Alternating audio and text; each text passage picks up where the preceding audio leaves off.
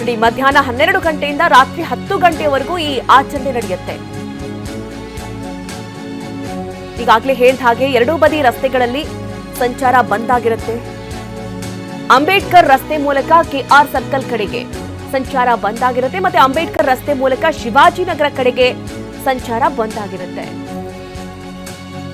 ಈಗಾಗಲೇ ಸಂಚಾರಿ ಪೊಲೀಸರು ಯಾವ ಮಾರ್ಗವನ್ನ ಬಳಸಬೇಕು, ಹೇಗೆ ಹೋಗಬೇಕು, ಇದೆಲ್ಲದರ ಬಗ್ಗೆ ಒಂದಷ್ಟು ಸೂಚನೆಗಳನ್ನ ಕೂಡ ಕೊಟ್ಟಿದ್ದಾರೆ.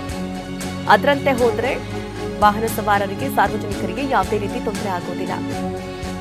ಯಾಕಂದ್ರೆ ಇವತ್ತಿನ ಈ Hotel Management with AI.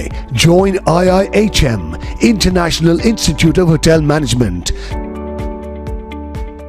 ಈ ಒಂದು ರಾಷ್ಟ್ರೀಯ ಹಬ್ಬವನ್ನು ಆಚರಿಸುವಂತ ನಿಟ್ಟಿನಲ್ಲಿ ಈಗಾಗಲೇ ಎಲ್ಲಾ ರೀತಿಯ ಸಿದ್ಧತೆಗಳನ್ನು ಮಾಡಿಕೊಳ್ಳಲಾಗ್ತಾ ಇರುವಂಥದ್ದು. ಹಾಗಾಗಿ ಪರ್ಯಾಯ ವ್ಯವಸ್ಥೆಗಳನ್ನು ಕೂಡ ರೂಪಿಸಲಾಗಿದೆ.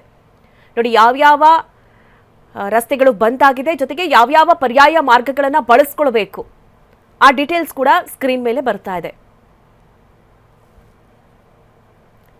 ಬಸವೇಶ್ವರ ಜಂಕ್ಷನ್ ಪ್ಯಾಲೇಸ್ ರಸ್ತೆ ಮೂಲಕ ಕೆಆರ್ ಸರ್ಕಲ್ ಕಡೆಗೆ ಸಾಗಬೇಕಾಗುತ್ತೆ ಆ ಭಾಗದಲ್ಲಿ ಸಂಚರಿಸುವಂತವರು. ಮತ್ತೆ ಬಾಳೆಕುಂದ್ರಿ ಜಂಕ್ಷನ್ ಇಂದ CTO, Queens junction, Siddalingaiah junction, ನಂತರ ಆರ್ಆರ್ಎಂಆರ್ ಕಾರ್ಪೊರೇಷನ್ ಸರ್ಕಲ್ ಮುಖಾಂತರವಾಗಿ ಸಂಚರಿಸಬೇಕು. ಈ ರೀತಿ ಮಾರ್ಗವನ್ನ, ಅಂದ್ರೆ ಯಾವ್ಯಾವ ಮಾರ್ಗದಿಂದ ಸಂಚರಿಸಬೇಕು ಅನ್ನುವಂತಹ ಕುರಿತಂತೆ ಕೂಡ ಸೂಚನೆ ಇದೆ. ಆದ್ದರಿಂದ ಆ ಮೂಲಕ ವಾಹನ ಸಂಚಾರರು ಆ ಮಾರ್ಗಗಳನ್ನು ಬಳಸಿಕೊಳ್ಳಬಹುದು.